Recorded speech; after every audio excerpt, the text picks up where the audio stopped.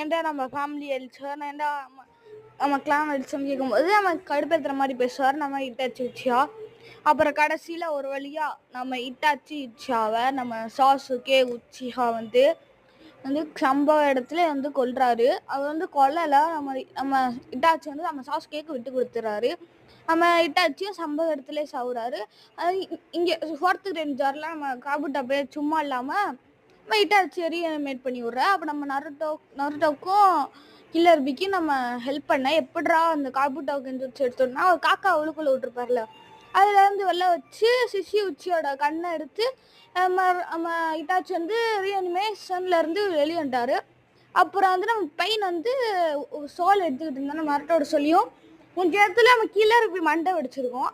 அதை விடாமல் நம்ம இட்டாச்சி காப்பாற்றினாரு. அப்புறம் தான் அந்த ரீஅனிமேஷன் பண்ண காபுட்டாக்கும் இட்டாச்சிக்கும் ஃபைட் நடக்கும்.